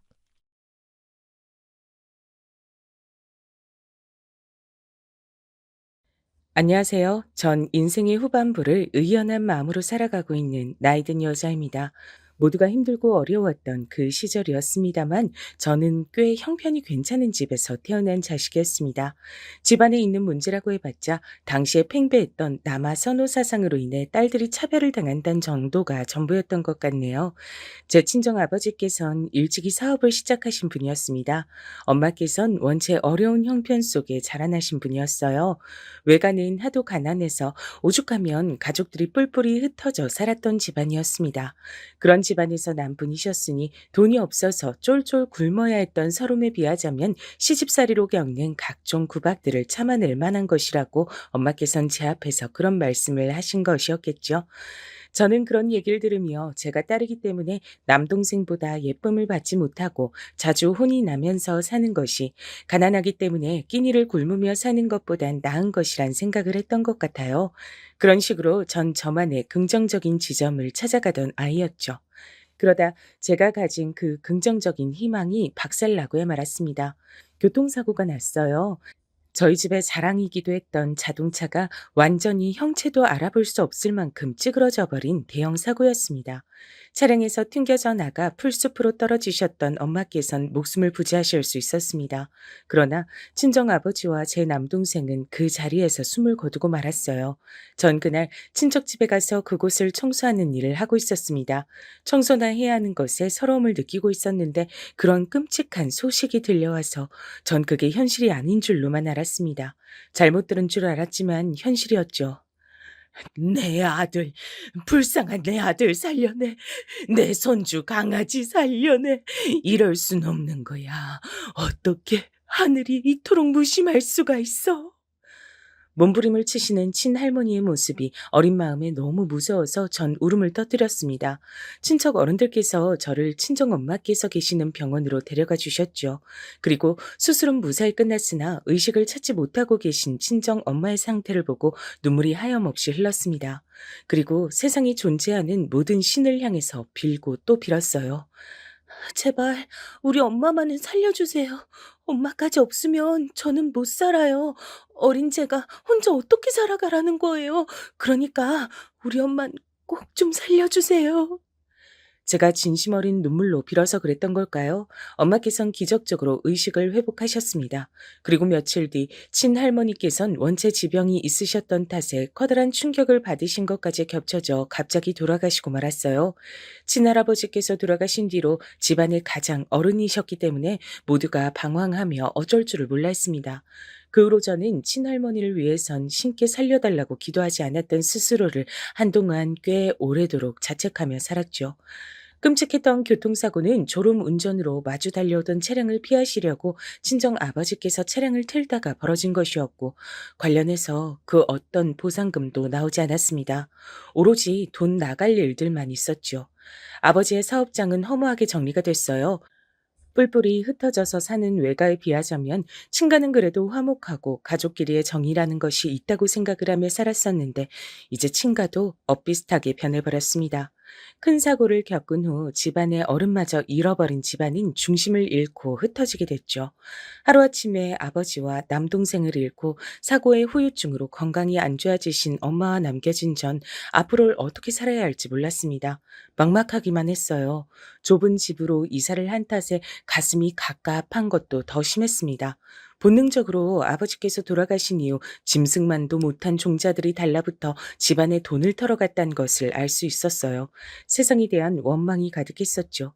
친정엄마께선 아무리 어렵고 기구하고 각박한 환경에서 살아도 내 삶의 주인공이 나란 사실을 잃으며 살아선 안 된다고 여기신 분이었죠. 엄마가 지니신 그 멋진 삶의 가치를 일찍 깨우치기엔 전 어리석은 아이였습니다. 성치 않으신 몸으로 자식을 키우시는 게 얼마나 힘든 것인지 고려하지 못하는 아이였어요. 그러니까 제멋대로인 사춘기를 보냈었겠죠. 친정엄마께 감사할 줄 모르고 제가 아직 누릴 수 있는 것들에 감사할 줄도 모르고 전 그렇게 짧은 생각을 가진 채로만 살았습니다. 제가 본래 태어났을 때부터 누리고 있던 생활 수준을 앗아간 이 세상을 원망하는 마음이 매 순간 있었던 것 같아요. 차라리 처음부터 모르게 하든가 줬다 빼앗는 건 무슨 경우냐고 하면서 하늘을 향해 원망의 말을 쏟아내기도 했었죠. 사실 생각을 해보면 제가 운이 좋게 괜찮은 형편의 집안에 태어났던 것일 뿐, 제가 뭘 잘해서 그런 환경을 누려본 것은 아니었습니다. 그러니 제가 품고 있었던 원망이 얼마나 가짜는 것이었나 싶네요. 이런 저와는 달리 엄마께선 현명하시고 적응력이 좋으시고 사려 깊으신 분이었으므로 저희 모녀가 건사하고 살 수 있었습니다. 제가 친구들과 어울리는 것에만 집중하고 빠져 지내다가 몇 번 이상한 남자한테 코가 꿰일 뻔하기도 했었는데, 그럴 때마다 그런 절 재빠르게 눈치채 주시고 말리기도 해주셨죠. 순이야, 네가 가진 불만이 뭔지, 어떻게 살고 싶은 건지 난 다 알아. 내가 널 낳고 키운 엄마니까. 그러니까 내 말을 들으렴. 넌 지금 그 남자하고 절대 어울려선 안 돼. 그건 네 인생 말아먹는 지름길이 될 거야. 저는 반항심에 그런 소리를 듣기가 싫었으나 정말로 제가 인생을 말아먹게 될까 봐 그것만은 겁이 났고 사양이었기 때문에 엄마께서 단호하게 헤어지라고 평을 하시는 남자들과는 결국에 제가 다 정리를 했었습니다. 그 남자들은 죄다 일을 하면서 만난 사이였어요. 전 여상이 진학을 했다가 끝내 졸업은 못했었거든요. 그래서 중졸로 남았습니다. 당시에 엄마의 건강이 무척 악화됐었기 때문에 제가 학업을 더 이을 상황이 아니었죠. 저도 고등학교 졸업장에 커다란 미련이 없었기에 별로 안타깝진 않았어요. 묵묵히 친정엄마를 돌보며 일을 다녔습니다. 그런 와중에 잘못된 남자들과 연을 이어갈 뻔했으나 엄마 덕분에 그러지 않을 수 있었던 거예요. 꾸준히 일을 하지 않으면 안 될 환경이었기 때문에 어쩔 수 없이 계속해서 일을 해나갔습니다. 세상의 모든 어른들이 일을 하고 싶어 하는 게 아니라 할 수밖에 없기 때문에 일을 하는 것임을 그 시기에 제대로 깨달았었죠. 동시에 친정엄마께서 편찮으신 몸으로 절 책임지시려고 그간 얼마나 힘들게 일을 해오셨던 것인지 그 점도 깨닫게 됐습니다. 뒤늦게 죄송한 마음이 밀려왔어요. 이제 좀 정신을 차리고 효도를 해보려고 했는데 너무 늦은 뒤였습니다. 건강을 회복하시나 싶었던 엄마께서 어느 날 쓰러지셨습니다. 병원에서 간신히 의식을 찾으셨던 엄마께선 절 보자마자 미안하다고 말씀해 주셨어요. 순이야, 내가 미안하다. 아파서 미안해. 우리 딸한테 잘해주지 못해서 내가 너무나도 미안해. 저를 향해 빙그레 미소를 지어주시는 엄마의 표정을 보고 세상이 떠나가라 울기 시작했습니다. 이별이 다가왔음을 본능적으로 알았기 때문입니다. 친정 아버지와 남동생을 떠나보냈을 땐 저도 너무 어렸기 때문에 상황에 대한 원망만이 더 강했을 뿐이었으나 친정 엄마의 때에는 차원이 달랐어요. 심장이 난도질 당하는 것만 같은 지독한 슬픔이 절 덮쳤습니다. 쓰러지셨던 뒤로 꼬박 일주일 버티시다 엄마께선 동이 터오던 새벽녘에 조용히 영면에 드셨습니다. 돌아가시기 몇 시간 전에 저에게 남기셨던 마지막 말씀이 있었어요. 순이야, 우리 귀한 딸, 미리 생일 축하한다. 내가 그때까지 못 버틸 것만 같아. 하늘에서 널 꼭 지켜보고 있을 테니까 보란 듯이 잘 살아야 돼. 알았지? 이 부족한 엄마가 너에게 남기는 마지막 부탁이란다. 저는 엉엉 울면서 고개를 끄덕였었죠. 엄마와의 영원한 이별이 무섭다고 차마 그 말만은 뱉지 못하고 삼켰습니다. 이제 먼 길을 떠나시는 엄마보다 제가 더 무섭진 않을 것 같더라고요. 엄마께서 돌아가신 뒤론 경계심 어린 태도를 가지고 살았습니다. 위축되어 있기도 했었죠. 사람들이 절 향해 불길한 년, 자기 가족들을 다 잡아먹은 년이라고 욕을 하며 손가락질을 해대는 그런 망상에 시달리기도 했습니다. 일을 쉬면 불안했고 엄마를 후회 속에서 떠나보낸 주제에 감히 쉬면 안 될 것 같아 꾸준히 일을 계속 다녔는데요. 그런 저를 성실하다고 평을 해주며 지켜본 사람들이 있었더라고요. 그 사람들이 저에게 인생 선배랍시고 결혼을 권했습니다. 결혼을 하면 제 편도 만들 수 있고 제 가정을 꾸리면서 안정적인 마음을 가지며 살아갈 수 있다고 다들 그렇게 말을 해줬어요. 전 솔깃했지만 엄마께서 제가 이상한 놈한테 코가 잘못 끼일까 봐 걱정하셨던 것을 떠올렸습니다. 이상한 놈한테 잘못 걸려 인생을 망칠 바엔 영영 혼자인 게 나을 것이었죠. 그래서 제가 낸 묘안이 있었습니다. 아시겠지만 전 가족이 없어요. 부모님하고 동생이 다 떠났는데 저만 이렇게 살아있거든요. 이런저라도 결혼하기 괜찮다는 남자여야 하고요. 그리고 무엇보다 주머니 사정이 넉넉해야 합니다. 전 돈이 없어서 눈물 나게 힘든 거, 아껴 쓰느라고 줄임배를 움켜줘야 하는 거, 이런 건 사절이거든요. 돈 걱정은 제가 안 하고 살 수 있게 해줄 수 있는 남자였으면 좋겠어요. 그런 남자가 아님 싫습니다. 제가 원하는 정확한 조건을 내건 것이었어요. 그러자 저에게 결혼을 권했던 자칭 인생 선배들이 혀를 내두르며 저마다 고개를 흔들었었죠. 그런 조건의 남자가 저 같은 여자와 대뜸 결혼할 리가 없으니 정신 좀 차리라고 저한테 그런 말들을 하는 눈빛이었습니다. 전 굴하지 않았어요. 타협할 이유도 없었죠. 가족도 없으니 무대뽀 정신을 발휘하며 사는 게 낫겠다 싶었습니다. 그런데 놀랍게도 이런 저의 이야기를 우연히 전해 듣고 저와 한번 만나보고 싶다는 남자가 등장을 한 겁니다. 그쪽에서 저와 만나보고 싶다는 얘기를 전해 들었을 때 제가 단호하게 반응을 보였었죠. 그거 혹시 미친놈 아니에요? 제가 정신병자 사양이란 조건을 깜빡하고 안 넣은 것 같은데 어떡하죠? 정상인이 아닐 것 같았어요. 하지만 한번 만나나 보자 싶어 마련된 자리에 나갔고 잘생기진 않았어도 수더분한 인상의 남자를 보고 내심 놀랬습니다.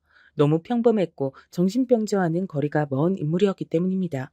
절 호기심에 만나보고 싶었던 그 남자와 놀랍게도 전 단 6개월 만에 결혼을 하게 됐답니다. 그 배경엔 민망한 이유가 있었어요. 교제를 하기로 한 지 3개월이 지나가던 무렵 남편이 집안에 저와 만나는 걸 들켰던 거예요. 당시 시어머니께선 남편에게 어떤 여자를 붙여주시기라고 만반의 준비를 다 해놓으신 상태였는데 갑자기 남편이 당황하는 반응을 보이면서 여자에 관심이 없다는 등 이런 변명을 해대니까 수상하게 여기셨던 거예요. 그래서 남편이 절 만나고 있다는 걸 금세 알게 되셨죠. 시어머니께선 당신의 귀한 아들이 고작 저 같은 것과 만나고 있다는 것에 기함을 하셨고 결단코 용납할 수 없다고 하셨습니다. 결혼 안 하고 만나보기만 하겠다는 것도 난 싫어. 무조건 싫고 반대니까 당장 헤어져라. 하지만 격렬한 반대에 부딪히자 남편은 오히려 저를 더욱 원하게 됐던 것이죠.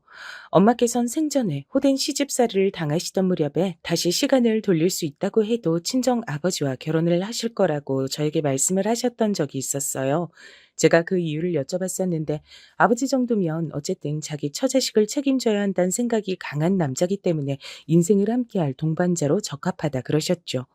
남편을 보면서 엄마의 발언이 전 떠올랐고 왠지 제 인생을 맡겨도 될 것 같다는 기분에 사로잡혔습니다. 그래서 손뼉이 마주쳤고 박수 소리가 났던 겁니다. 저와 남편 사이에서 생명이 싹튼 것이었죠. 전 원래 달마다 월경이란 걸 규칙적으로 했던 몸이었기에 임신 사실을 바로 알아차릴 수 있었습니다. 그때부턴 속전속결이었어요. 시댁에서 임신한 몸이 된 절 받아줬던 거죠.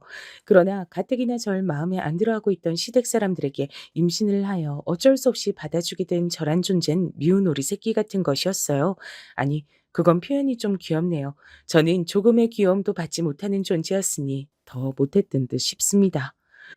저를 눈의 가시로 여기는 시댁 사람들의 눈총을 받으며 심란해지던 순간마다 저는 친정엄마를 떠올렸습니다.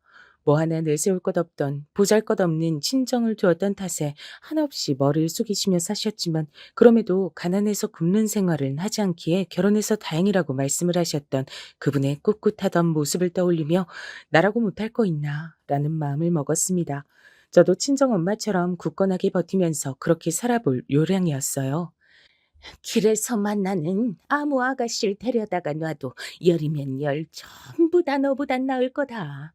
우리 아들이 왜 하필 너 같은 것한테 눈길이 갔을까? 그걸 막지 못한 게 내 인생에서 가장 천후의 한이야. 내가 엄마로서 자격이 실격인 것 같아. 너라는 오물을 우리 아들의 인생에 묻히게 두다니. 널 보고 있으면 내가 엄마 자격 실격이란 생각이 들어서 아주 기분이 나쁘구나. 시어머니께선 서슴없이 저에 대한 불만을 그렇게 표현하시던 분이었습니다.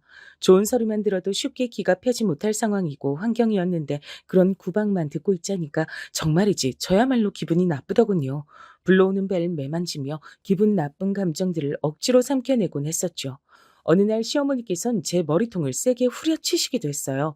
함께 부엌 일을 하고 있던 와중이었는데 제 손끝이 야무지지 못한 게 보여서 당신의 기분이 상했단 것이 저의 죄목이었습니다. 맞은 머리가 아파서 서러워하고 있는 저에게 시어머니께선 엄살 떨지 말라며 짜증을 내셨어요. 만일 네가 임신 중이 아니었다면 등짝이며 엉덩이를 내가 마음먹고 세게 걷어차줬을 일이야. 임신했으니 크게 봐주는 거라고도 하셨습니다. 시어머니께서는 저에게 살림을 알려주시겠다는 명목으로 절 항상 부려먹으셨어요. 가뜩이나 임신을 해서 둔하고 힘들어진 몸으로 저는 시도 때도 없이 시어머니의 부름에 움직이며 노동을 해야만 했습니다. 만약 제가 당신의 부름에 굼뜨게 행동이라도 하면 시어머니께서는 격렬한 분노를 표하시며 집안의 물건을 막 집어던지기도 하셨죠. 온 집안 식구들 불행하게 다 죽어버렸지. 중학교만 간신히 나왔지. 당연히 수준의 재산이랄 것도 없지.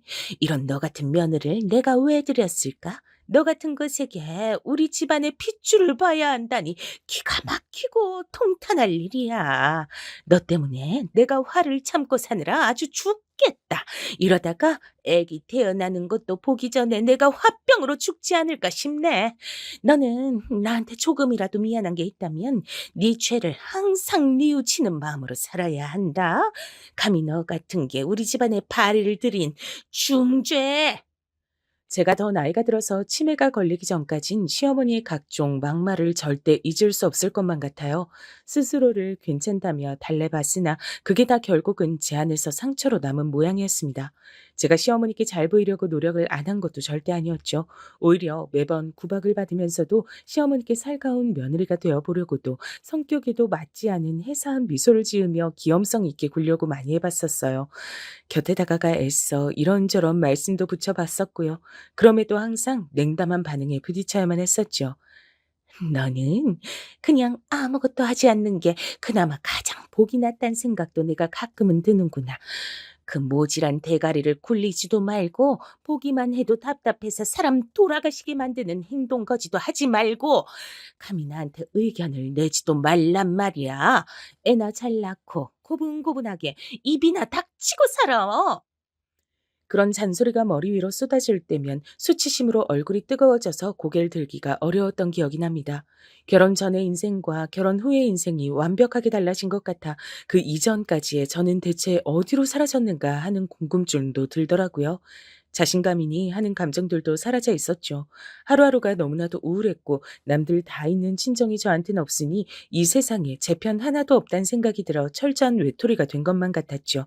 그래서 전 아들이 정말 소중했습니다. 그런 모진 소리를 다 들어가며 제가 애지중지 뱃속에서 키워낸 아들이 세상에 태어났을 때 그간의 모든 서름이 씻겨 사라지는 것만 같은 느낌도 들었어요. 처음으로 시어머니께 칭찬 비슷한 것도 들어봤었죠.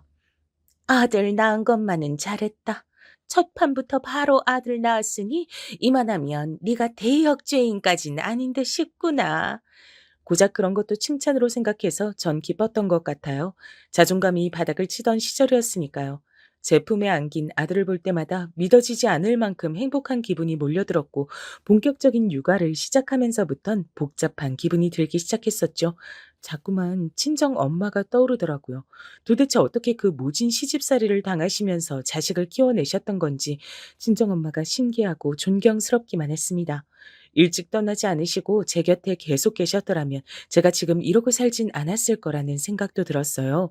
육신의 고통을 저버리고 떠나신 그곳에선 아버지와 남동생과 다 만나셨을지, 친할머니와는 어떤 대화를 하실지, 설마 그곳에서도 시집살이가 있는 건 아닐지, 이런 상상을 해볼 때면 현실을 잊고 푹 빠져 있을 수 있었죠. 그러다 상상을 마치고 현실로 돌아오면 무척이나 우울했습니다. 그랬던 절 잡아주었던 존재는 단연 아들이었죠. 팍팍한 현실을 부드럽게 만들고 제 눈에 보이는 잿빛 세상을 환한 햇빛만 가득한 세상으로 만들어주는 존재였습니다. 온 시댁 사람들이 다 제 아들을 예뻐했어요. 어린 녀석이 벌써부터 얼굴에 자기 할아버지와 삼촌이 보인다느니 어쩌느니 하는 소리를 해가면서 아들을 보면 다들 얼굴에 웃음꽃을 피웠습니다. 제가 숨만 쉬어도 경멸의 눈초를 보내시면서 끊임없이 구박을 해대셨던 시어머니의 화를 누그러뜨릴 수 있는 것도 아들뿐이었죠. 이러니 제가 아들이 기특해서 어쩔 줄을 모를 수밖에 없었죠. 동준아, 네가 이 엄마한테 어떤 의미인지 넌 아마 상상도 못할 거야. 엄마가 너를 낳기까지 정말 많은 일들이 있었단다. 대부분 힘든 일이었는데 동준이 네가 태어나줘서 이제 그 힘든 과거도 너무 서럽게 느껴지지만은 않는 일들이 됐어. 내가 널 낳길 정말 잘했구나 싶어. 다시 시간을 돌릴 수 있다고 해도 나는 너를 품을 거란다. 내 인생에서 최고는 우리 아들 동준이 바로 너야. 엄마가 앞으로 최고로 잘 키워줄게. 넌 아무 걱정 말고 무럭무럭 건강하게만 자라렴. 제 일상을 바꿔준 최고의 낙. 아들을 키우는 재미가 없었다면 전 살기 힘들었을 거예요. 둘째를 낳기까진 꽤 시간이 걸렸습니다. 6살 터울로 딸이 태어났죠. 시어머니께선 손자가 아닌 손녀는 별로 안 이쁘다고 그런 말씀을 입에 쉬 올리고는 하셨지만 시간이 가면서 호랑이의 이빨은 이미 빠져가고 있었습니다. 명랑한 딸은 자라나면서 자기 할머니가 어떤 모진 소리를 하시든 신경도 쓰지 않았고요. 매사에 당당했고 똑똑했어요. 시댁 사람들은 딸을 향해 저것이 딸이 아니고 아들이었으면 대단한 인물이 됐을 거다 이런 농담도 곧잘 하셨습니다. 하지만 딸은 그런 소리까지 신경 쓰지 않았죠. 시어머니께서 심장마비로 돌아가시고 나서 제가 마음이 너무 공허해져서 방황을 좀 했는데 그럴 때 딸이 저를 많이 위로해 줬었네요. 그래서 제가 다시 힘을 냈었죠. 남편의 일이 갑자기 힘들어지는 일도 있었습니다. 그때 저는 죽을 힘을 다해서 내조를 하며 남편이 다시 일어날 수 있도록 가진 애를 다 썼습니다. 그런 시기에도 아들은 존재만으로 저에게 위안을 주었지만 실질적으로 저에게 도움을 주는 건 언제나 딸이었단 생각도 드네요. 다시 일어난 남편은 성공가도를 달리다가 간이 나빠져서 허무하게 세상을 떴습니다. 시댁 쪽에 간이 안 좋은 가족력이 좀 있었거든요. 그 영향을 받은 듯 싶었어요. 너무나도 허무했고 슬펐으나 자식들을 위해 제가 주저앉아 있을 순 없었습니다. 저는 한 사람의 아내이기 이전에 두 자식들의 엄마였으니까요. 남편이 남기고 간 재산을 저는 스스로 믿을 수 없을 정도로 현명하게 관리했어요. 때로는 과감한 투자를 하기도 했고요. 그런 식으로 재산을 착실하게 불려나가며 관리를 했고 자식들을 결혼시켰습니다. 아들은 수더분하고 참하고 조용한 여자와 결혼했고요. 반면 딸은 활발하고 적극적인 남자와 결혼했습니다. 그리고 미국에서 일을 하게 된 사위를 따라 망설임 없이 떠났습니다. 저는 그 낯선 땅에서 사는 게 무섭지 않느냐고 했지만 딸은 오히려 즐겁다고 했어요. 사위는 능력이 출중한 인물이었고 그곳에서 딸은 조금의 어려움도 없이 지내기 시작했습니다. 아들과 며느리는 결혼하고 1년 만에 유산을 겪은 뒤 다시 2년 뒤에 또 한 번의 유산을 겪었어요. 어머님, 제가 아무래도 아이를 만나는 건 어려울 몸인가 봐요. 죄송하고 면목이 없습니다. 네가 가장 힘들 텐데 왜 나한테 그러니? 그러지 않아도 된다. 생기면 생기는 것이고 말면 마는 것이지. 너희들끼리만 잘 살아도 그걸로 좋게. 저는 집안이 변변찮다는 이유로 시집 올 때부터 제 앞에서 기가 죽어 있었던 며느리와 과거의 제가 겹쳐 보였고 안쓰러운 마음이 들어 잘해줬어요. 한 번도 시집살이를 시킨 적이 없었습니다. 오히려 이런저런 사회생활에서의 실패를 자꾸만 겪은 아들 때문에 제가 도리어 며느리에게 미안할 때가 많았죠. 저는 아들이 자기 생각만큼 일이 안 흘러간다고 해도 어찌됐든 계속 뭔가를 도전하면서 열심히 살기만 하면 그것으로 된 것이라 여겼습니다. 그런데 어느 날부터 아들이 저에게 재산 얘기를 꺼내더라고요. 어머니, 나중에 먼 훗날에 어머니 돌아가시고 나면 재산은 어떻게 되나요? 동민은 워낙 옛날부터 자기 앞가림 잘하던 녀석이었고 지금 미국에서 떵떵거리며 살고 있잖아요. 반면에 전 부끄럽게도 그 정도로는 못 살고 있고요. 저도 보란 듯이 해내긴 할 거지만 혹시 어머니가 저희한테 재산을 물려주신다고 미리 약속해 주시면 제가 더 힘을 내서 미래를 보고 살 수 있을 것만 같아요. 제가 심적으로 너무 힘들고 의지할 게 필요해서 그런가 봐요. 어머니가 잘 좀 생각을 해 주세요. 요컨대 제가 죽고 나면 그 재산을 자기가 받고 싶다며 그걸 미리 좀 해결을 해놔 달란 요청이었어요. 전 넌지시 딸에게 의사를 물어봤고 딸은 자기는 워낙 잘 살고 있고 앞으로도 걱정 없기 때문에 재산 문제는 제가 알아서 한다고 해도 전혀 상관하지 않을 거라 했습니다. 그러자 저는 마음이 흔들렸어요. 아들이 자꾸만 심적으로 약해진다 하니까 그렇다면 의지가 될 수 있도록 미리 재산 정리를 해두는 것이 낫지 않을까 싶어지더라고요. 게다가 며느리도 자꾸만 저에게 조심스런 태도로 재산 문제를 꺼냈습니다. 어차피 본인들이 제가 죽는 그날까지 절 들여다보며 살필 테니 저의 재산은 본인들에게 가는 것이 맞단 얘기까지 하더군요. 한참 그런 소리를 들으며 지냈더니 저도 귀에 인이 박히는 것만 같았어요. 차라리 빨리 해결을 해버리자 싶어졌습니다. 나를 잡고 유언장을 작성하겠다고 말을 꺼내던 때 아들과 며느리가 무척이나 기뻐했어요. 며느리가 절 모시고 변호사 사무실에 가겠다고 하면서 일정부터 잡았고요. 왠지 모르게 절 휘둘려 가고 있었습니다. 그렇게 저는 변호사 사무실에 들렀고 제 아들에게 제 앞으로 된 재산을 상속하겠다는 유언장을 작성했습니다. 각오를 다 마친 일이라 아무렇지 않을 줄로만 알았는데 제가 죽고 난 이후의 일을 장담하고 있는 유언장을 작성하고 나니까 이거 기분이 정말 이상하더라고요. 하지만 어차피 저는 기대 수명대로라면 아들과 며느리보다 한참 일찍 죽어 이 세상을 떠날 몸, 괜히 미련을 남겨두지 말고 아들 부부가 조금은 편한 마음으로 지낼 수 있도록 하는 편이 나은 것이라며 스스로를 다독였습니다. 도장을 가방 안에 집어넣을 무렵 며느리가 눈물을 훔쳤습니다. 예, 너는 왜 눈물을 보이고 그러니? 울지 마라. 너무 감사해서 그래요. 어머님, 감사한 마음으로 그이랑 저 앞으로 인생 더 열심히 살겠습니다. 약속드릴게요. 당연히 그래야지. 한 번뿐인 게 인생이다. 재산 상속이고 뭐고 이런 것과 상관없이 너희들의 인생을 보람차게 잘 꾸려갔으면 좋겠다. 네, 꼭 그렇게 할 거예요. 어머님, 죄송하고 감사합니다. 순하디 순한 며느리의 눈물 젖은 얼굴을 보며 제가 마음이 약간 놓였던 것 같아요. 제 아들이 어쨌든 간 이렇듯 착한 인물을 만나 결혼한 것은 잘한 일이라고 새삼 그런 생각을 했고요. 변호사 사무실을 나섰는데 긴장이 풀리기라도 했던 모양인지 머리가 살짝 아파왔습니다. 원래 며느리가 밥을 같이 먹자 그랬는데 도저히 그럴 기분이 아니라 그냥 어디 식당 가지 말고 여기 근처 커피숍이나 잠시 들려자 그랬어요. 그러자 며느리도 자기도 마침 배가 별로 안 고팠고 오후에 급한 일정이 있기도 해서 오히려 저에게 잘 됐다고 하면서 바로 옆에 있는 커피숍으로 앞장서더군요. 창가에 앉아 커피 한 잔씩을 마셨습니다. 며느리가 제잘거리면서 저한테 이런저런 소리를 떠들었는데 제가 머리가 맑지 못해 사실 이야기를 거의 못 들었어요. 적당히 그냥 대꾸만 해준 뒤 이만 가자 그랬습니다. 가만히 생각해 보니까 제가 며칠 전에서부터 열감기가 조금 있어가지고 병원에서 약 처방을 받았었는데 그걸 받아놓고서 깜빡하고 안 먹다 오늘 생각나서 갑자기 먹었더니 그 약이 효능 때문에 머리가 조금 맑지 못한 것인가 싶었죠. 집에 가서 잠이나 한숨 자는 게 낫겠더군요. 이만 가자고 하니 며느리가 숨길 수 없이 무척 반색을 하며 자리에서 일어났습니다. 며느리가 변호사 사무실 뒤편에 주차한 차를 가지러 갔고요. 저는 더 앉아있기보단 그냥 바람이나 쐬고 있는 게 나을 것 같아 커피숍 앞에 서 있었습니다. 그런데 그때 정말 이상한 일이 벌어졌던 거예요. 그 근처에 택시 기사님들이 애용하시는 것으로 보이는 기사 식당 같은 게 있었거든요. 그쪽에서부터 어떤 택시 기사 한 분이 절 향해 달려오셨습니다. 어르신, 혹시 여기 카페에 같이 계셨던 분 어르신의 며느님입니까? 예? 제 며느리가 맞긴 한데요. 혹시 제 며느리를 아시나요? 지금 차를 빼러 갔기 때문에 금방 이 앞으로 올 거예요. 저는 순간적으로 이 택시 기사님이 제 며느리를 아는 사람이라 저에게 그런 질문을 하시는 것이라고만 판단 내렸습니다. 그래서 얼떨결에 그런 대답을 하고 말았는데 삽시간에 택시 기사님이 안색이 어둡게 변하는 겁니다.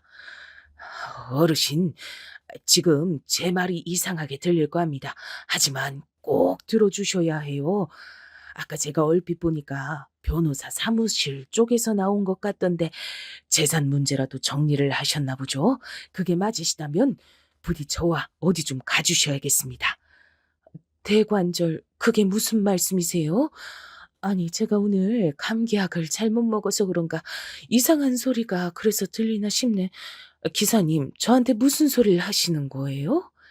제가 어르신의 아들 며느리에 대한 비밀을 알고 있어서 이러는 겁니다. 더 이상 절대 지나치지 못하겠고 어르신께 꼭 알려드려야 할 것 같아서 저도 제 딴엔 지금 결단을 내리고 말씀드리는 거예요. 어르신 속는 셈치고 저와 어디 좀 가주세요. 전혀 예상하지 못한 뜻밖의 상황이 놓이니까 이거 정말 어떻게 해야 할지 갈피를 못 잡겠더군요. 이걸 어쩌나 싶었던 그때 며느리가 모는 차가 이쪽으로 오르고 머리를 들이미는 것이 보였습니다. 저는 하는 수 없이 죄송합니다라는 인사를 택시 기사님께 남기고 떠날 요량이었어요. 그런데 그 순간 정말 놀랍게도 택시 기사님의 얼굴에서 돌아가신 친정 아버지가 얼핏 보이는 거예요. 제가 워낙 어릴 적에 돌아가신 분이라 기억 속에서 자주 꺼내보지도 못하는 분위기였건만 제가 이날 이때까지 살면서 단 한 번도 누군가를 보며 떠올린 적이 없던 분이시건만 어떻게 그 순간에 그 택시기사님의 얼굴에서 제가 친정아버지를 떠올려냈단 말입니까? 아주 이상한 일이란 생각이 들어 저도 모르게 택시기사님을 향해 입에서 준비했던 죄송합니다란 말 대신 다른 말을 꺼내고 말았습니다. 알겠습니다. 제가 기사님 말씀대로 어디 한번 속는 셈 치고 그렇게 따라 볼게요. 제가 말을 뱉고도 놀라 심장이 막 두근거렸죠. 그러자 택시기사님께선 절 향해 고개를 끄덕여 주셨고 식당의 주차장 쪽으로 달려가셨어요. 저는 제 앞에 멈춰선 차를 타지 않고 운전대를 잡은 며느리를 향해 말을 했습니다. 내가 갑자기 컨디션이 영 아니네. 지난주에 가본 병원에 나 다시 들를까 싶다. 바람이나 쐴 겸 택시 타고 내 알아서 들어갈 테니까 넌 네 볼일 보고 들어가라. 그러시겠어요? 네, 알겠습니다, 어머니. 그럼 이따 연락드릴게요. 며느리가 얼떨떨해하면서도 금세 수긍을 하더라고요. 전 괜스레 유언장을 작성하고 나니까 며느리가 저한테 아쉽게 구는 것이 사라졌나 싶은 생각이 들었어요. 사람 마음이란 게 이토록 얄팍한 거구나 싶었습니다. 며느리의 차가 시야에서 안 보이게 된 뒤 택시의 한 대가 제 앞에 멈춰 섰습니다. 저는 조금 망설이다 뒷좌석에 올라탔어요. 택시 기사님께선 조금의 지체도 없이 출발하셨고 이제부터 저는 설명을 들을 차례였습니다. 어르신, 저는 어르신의 며느님을 합니다. 네, 그러신 걸로 보였어요. 근데 어찌 아시는지요? 제 아들도 아시는 모양이던데요. 저와 마치 친형제처럼 자라난 사촌 형이 있어요. 제가 지금 나이가 50인데 한 40대까지만 해도 젊은이들 마냥 시끄럽게 어울려 놀곤 했었습니다. 그런데 제 사촌 형이 언제부턴가 사람이 달라졌어요. 한 3년은 좋게 넘었죠. 자기 가정도 내팽개치고 자식들하고도 거의 연을 끊다시피 한 상태고 그러면서까지 어딘가에 빠져 있더라고요. 어느 날 그 사촌 형이 저에게도 자기가 믿는 것을 강력히 권하기에 그때 알았습니다. 그 형이 지독한 사이비에 빠져 있단 걸요. 생각지도 못한 이야기가 들려오자 가슴이 철렁 내려앉았어요. 제 아들 며느리 부부의 이야기를 들어야 하는데 택시 기사님의 사촌 형 이야기가 들려왔다는 것은 필시 인과관계가 있기 때문이었죠. 그렇단 말은 제 아들과 며느리가 그쪽에 관련돼 있단 소리였습니다. 그것을 눈치채고 제가 안색이 파리하게 질리자 택시 기사님이 안타깝다는 듯 고개를 젓고 혀를 끌끈 찬 뒤에 말씀을 이으셨죠. 멀쩡했던 사람도 그런 것에 빠지면 완전 다른 사람이 돼버리더라고요. 전 당시에 그토록 심각한 사이비인 줄도 모르고 반쯤은 호기심으로 사촌 형을 따라 나섰습니다. 그들이 모여서 자기들이 신이라 부른 존재를 추앙하는 장소가 있더라고요. 장소는 협소한 편이었고 그곳에 모인 사람들의 광기는 장난이 아니었어요. 대단하더라고요. 어떤 사람들은 자신의 신념을 입증하기 위해서 손가락 하나도 잘라 바친 상태였습니다. 광기에 사로잡힌 그곳의 열기에 저도 모르게 휩쓸려 갔죠. 사람의 심리를 아주 교묘하게 이용하는 곳이었어요. 그곳에서도 유독 적극적으로 움직이며 자신들의 몸과 마음을 바치겠다고 하던 부부가 있었는데 그 부부가 바로 어르신 아들과 며느리 되는 인물들이더라고요. 뭐라고요? 제 아들이, 제 며느리가 그런 것에 빠져 있단 말입니까? 기사님, 그거 확실한 얘기예요? 전 그 두 사람이 설마 사이비에 빠져 있다곤 전혀 상상도 못했어요. 눈치도 못 챘고요. 그럴 사람들이 절대 아닌데 어떻게 그런 것에 빠져 있단 것인지 당황스러워서 통 믿기가 어렵습니다. 어르신, 제가 그 두 사람을 안다고 쳐도 어떻게 제가 그 어르신과 두 사람의 관계를 알 수 있었겠습니까? 그 두 사람이 그곳에서 어르신을 몇 번이고 언급하며 사진도 제출을 했기 때문에 제가 알고 있는 거예요. 달리는 택시 안에서 저는 일생일대의 순간을 맞이하고 있었고 어느새 등줄기에 식은땀이 흐르는 게 느껴졌습니다. 이건 열감기 따위로 인한 게 아니었죠. 극심한 충격으로 인한 몸의 반응이었습니다. 저는 부디 제가 이 정신적 충격을 감당할 수 있길 바라며 택시기사님께 추가적인 설명을 바랬습니다. 그리고 저는 도저히 믿어지지가 않는, 아니 용을 쓰고서라도 믿고 싶어지지가 않는 얘기를 듣게 됐죠. 그 두 사람은 어르신을 공물이라고 칭했습니다. 어르신이 갖고 있는 집안 재산을 그곳에 다 갖다 바치겠다는 서약서까지 쓰는 걸 제가 직접 봤어요. 어르신을 잘 구슬려서 재산 받아내겠다 그러더군요. 살아있는 상태에서 재산 다 물려받는 건 아무래도 힘들 것 같고 재산이 어디로 흘러가는지 의심도 살 테니까 어르신 돌아가시고 나면 재산을 받는 모양새인 게 나을 것 같다 그랬죠. 교주란 인간이 그 두 사람에게 그런 조언을 날렸죠. 그 그러니까 제가 아들과 며느리에게 주고자 해서 사후에 넘기겠다고 한 저의 재산을 그 사이비가 다 꿀꺽한다는 얘긴가요? 저는 철저히 그들의 계략 안에서 움직인 거고요. 안타깝지만 네, 정리하자면 맞습니다. 그런 겁니다. 재산뿐만 아니라 그들은 어르신도 공물로 원하고 있었어요. 목숨을 제물로 바치는 거죠. 손가락 한 개 따위보다 훨씬 더 강하게 신념을 증명할 수 있는 길이라면서 어르신의 아들과 며느리 부분 무척이나 고무돼 있는 상태였습니다. 모든 걸 다 바치겠다면서. 그로 인해 자신들은 영원한 구원과 안식을 얻을 것이고 희생당한 어르신의 영혼도 좋은 데 갈 수 있을 거라고 그렇게 믿고 있어요. 저는 제 가슴을 치면서 어느새 눈물을 줄줄 흘리고 있었습니다. 제발 이 상황이 거짓이길 바랬죠. 이 말도 안 되는 모든 것이 가짜기만을 바랬어요. 그러나 택시가 멈춰선 도심을 벗어나자마자 나온 시골 동네의 어느 한적한 곳, 작은 터에 자리 잡은 건물을 보자마자 온몸에 피가 싸하게 식는 기분이 들었습니다. 택시 기사님께선 저에게 본인의 손수건을 내밀어 주셨고 안타깝다는 눈빛을 보내주신 뒤 지금은 아무도 없는 것 같으니 한번 내려서 저쪽을 둘러보자고 해주셨어요. 전 손수건으로 눈물을 찍어 닦으며 용기를 내기로 했습니다. 덜덜 떨리는 다리로 건물을 향했죠. 2층짜리 아담한 건물이었어요. 근데 어딘가 을씨년스러운 분위기가 풍기고 있었습니다. 문은 잠긴 상태였으나 뒤편으로 돌아갔던 택시 기사님께서 절 다급하게 부르셨습니다. 작은 뒷문이 안 잠겨 있다 했어요. 떨리는 심정으로 가봤지요. 내부로 들어서자 소름이 끼칠 만한 한기가 감돌고 있었어요. 밖에서 보기엔 분명히 창문이 있는 건물이었건만 희한하게 햇빛이 안 들어오더라고요. 택시기사님께선 사진이 있는 곳을 대강 안다고 하시며 절 인도하셨습니다. 그리고 전 그곳에서 이 황당무계한 사이비를 믿는 사람들의 사진을 발견할 수 있었습니다. 웃고 있으나 어딘가 결의에 찬 묘한 눈빛들을 한 사람들이 사진 속에 들어있었고 저는 그곳에서 제 아들과 며느리를 찾아냈어요. 제 아들이고 제 며느리네요. 맞네요. 맞아. 사진을 쥔 제 손이 주체할 수 없이 떨리고 있었고 어느새 다시 차오른 눈물로 인해 앞이 잘 보이질 않았습니다. 그런데 또렷하게 그 사진을 보기가 싫어 눈물을 그냥 두고 있었네요. 택시 기사님께서는 한숨을 내쉬시더니 어느 사진을 한 장 찾아 저에게 건네주셨어요. 전 뿌연 시야로 그 사진을 알아볼 수가 있었습니다. 그건 바로 제가 아들과 며느리와 셋이 찍은 사진이었으니까요. 제가 가운데에서 미소를 짓고 있었습니다. 택시 기사님이 알려주신 모든 내용이 사실이었단 걸 정확히 깨닫고 전 다리에 힘이 풀려서 그만 그대로 쓰러지듯 주저앉고 말았어요. 어르신, 괜찮으십니까? 어르신, 정신 좀 차려보세요. 일단 여기서 나가야겠습니다. 여기서 시간을 오래 끌면 위험해질 수도 있으니까요.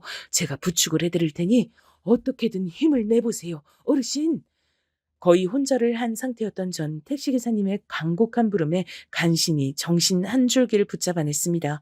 택시기사님의 부축을 받으며 힘들게 그곳을 빠져나왔고 다시 택시 뒷좌석에 앉고 나서야 조금은 정신이 드는 기분이었어요. 어떻게 이런 일이?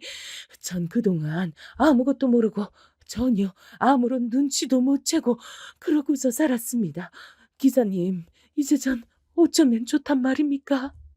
어르신, 아들, 며느리 말고 의지하실 다른 가족은 없으신가요?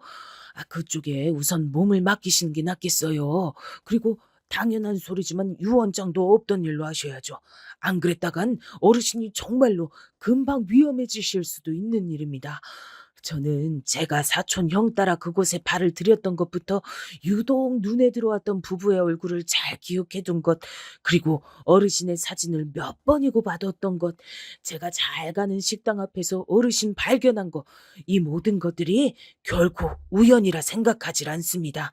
저는 사이비에 빠질 뻔했다 정신을 다 잡은 사람으로서 신이 있는지 없는지 그것에 대한 확신이 전혀 없는 사람이지만 만약에 신이 정말로 존재한다면 바로 지금 이 순간을 어르신을 위해 상황을 준비한 것이 틀림없다 생각되네요. 어르신은 재산도 지키시고 목숨도 지키실 운명인 겁니다. 저는 택시 안에서 오열을 하며 저에게 딸이 있다는 이야기를 부르짖듯이 한참 내뱉었습니다. 이억만리 외국 땅에 나가 있는 저희 딸이 그 순간 사무치게 보고 싶었습니다. 딸이라서 여자라서 차별을 받고 모진 소리를 들어본 적이 있었던 제가 딸을 낳고서 아들을 더 위하고 차별을 해온 점이 분명히 있다는 생각에 가슴이 아팠습니다. 아무리 딸이 유복하고 잘 살고 있다고 해도 아들에게만 재산을 다 몰아주려고 했던 것을 그것을 딸이 섭섭하게 생각할 것이란 점도 그제서야 깨달았습니다. 제가 눈뜬 장님이었어요. 전 딸에게 전화를 해서 이 모든 사실을 털어놨습니다. 제가 알고 있는 것 중에서 털어놓지 않은 것은 없었죠. 그러자 딸이 난리가 났고 사이비에 빠진 사람은 도박에 중독된 사람보다 해결책이 없다고 하며 마음 같아선 자기 오빠하고 새언니한테 다 따지고 들며 해결을 보고 싶지만 냉정하게 보자면 그들을 저버리는 것이 우선이라 했습니다. 살짝 열감기가 있었고 병원에 처방도 있었던 저는 그것을 핑계 삼아 유언장을 작성할 당시에 심신미약 상태였다 주장을 했고요. 변호사 사무실에서 그것을 직접 해결을 받습니다. 그리고 신변을 어느 정도 빠르게 정리를 한 뒤 딸이 있는 미국으로 떠났습니다. 일부러 당일까지 아들과 며느리에게 알리지 않았어요. 제발 미리 두 사람에게 알리지 말라고 딸과 사이가 간청을 해댔기 때문입니다. 미리 알렸다가 무슨 사달이 날지 모른다고 했어요. 그 정도로 아들과 며느리가 위험한 사이비에 빠져 있던 것 같아서 가슴이 미어졌습니다. 동미가 너무 보고 싶어서 미국에 다녀오려고 한다. 가서 언제 돌아올진 모르겠지만 좋은 시간 보내다가 오려고 해. 그리고 재산 문제는 아무리 생각해도 내가 너무 섣불리 유언장을 작성한 것 같아서 그건 없던 일로 하기로 했다. 내가 아직 건강하고 튼튼하잖니? 다음에 나중에 재산 얘기 나눠도 늦지 않아. 그때 가서 다시 얘기하자꾸나. 네? 어머니, 그게 다 무슨 말씀이세요? 동미한테 가신다는 건 그렇다 치겠는데요. 돌아가신 저한테 재산 다 주시기로 했잖아요. 그래놓고 왜 말씀을 바꾸시는 건데요? 어머님, 이러시는 건 아니죠. 저희는 어머니만 철석같이 믿고 다 준비를 해뒀는데 이러시면 저희가 뭐가 돼요? 어차피 내가 죽고 난 뒤에야 너희들이 그 재산 받을 거였는데 지금 왜 이렇게들 날린 거니? 혹시 무슨 문제라도 있어? 내가 유언장 작성하고 나서 일찍 죽을 거라고 확신들이라도 했던 거야? 그래? 대체 무슨 준비를 했단 건데? 제가 따지고 들자 아들과 며느리는 꿀먹은 벙어리가 되어 아무 말도 못했습니다. 어둡게 변한 낯빛들이 볼만하더군요. 완전히 한 방 먹었단 표정들이었어요. 저는 찢어질 것 같은 가슴을 안고 미국행 비행기에 몸을 실었습니다. 하늘을 날면서 택시기사님과 나누었던 마지막 대화가 생각나더군요. 기사님의 사촌 형은 그래서 아직도 그곳을 못 빠져나왔나요? 예. 그러니까 제가 그쪽에 신경을 못 끄고 촉각을 기울이며 지내고 있는 거죠. 제 사촌 형도 그렇고 어르신의 아들, 며느리 부부 두 사람도 그렇고 쉽사리 빠져나오기가 쉽지 않은 것 같습니다. 이래서 사이비가 지독하고 무서운 것인가 봐요. 사람 정신을 갉아먹으니까요. 어르신, 제가 듣기론 그 두 사람은 세 번의 유산을 겪고 난 고통 때문에 사이비에 빠지게 된 것 같았습니다. 그 아픔을 다른 걸로 덮어버리려고 하다가 여기까지 온 모양이에요. 그러니 쉽진 않을 겁니다. 정신 차리는 기적이 일어나길 바라면서 기다리는 수밖에요. 부디 저나 어르신이나 좋은 소식 살면서 접할 수 있었으면 좋겠네요. 저는 아들과 며느리가 두 번 유산을 겪은 것으로만 알고 있었는데 알고 보니 제가 모르던 한 번의 유산이 또 있었던 모양이더라고요. 마음이 무거웠습니다. 절 구해주신 택시기사님께 거듭 감사의 인사를 전하면서 전 속으로 돌아가신 제 친정 부모님께도 감사의 인사를 올렸어요. 왠지 그분들이 하늘에서 절 지켜주신 것 같다는 기분이 들었거든요. 전 무사히 딸과 사이가 지내는 곳으로 와서 심신의 요양을 거치며 평안한 일상을 보냈습니다. 그러는 동안에 한국에선 상황이 복잡하게 돌아간 것인지 아들과 며느리가 별거에 들어갔다는 얘기가 들려왔어요. 이게 다 저 때문이라고 제가 재산을 안 줘서 그렇게 된 거라고 아들이 절 원망했습니다. 그러자 딸이 머리끝까지 화가 나서 아들에게 전부 다 따지고 들었어요. 저희가 그 사이비를 눈치챘다는 사실도 밝혔고요. 그러자 아들은 많이 놀랐는지 아무 말도 잊지 않았고 그 이후로 연락도 없었습니다. 이런저런 이야기가 간혹 들려오긴 하지만 전 되도록 신경을 내려놓고 살려고 해요. 그것이 맞는 것 같더라고요. 무거운 마음은 제가 지고 가야 할 짐이겠지요. 눈부신 햇살이 가득한 어느 고풍스러운 단독 주택의 창가 자리에서 제 이야기를 써내려가 봤습니다.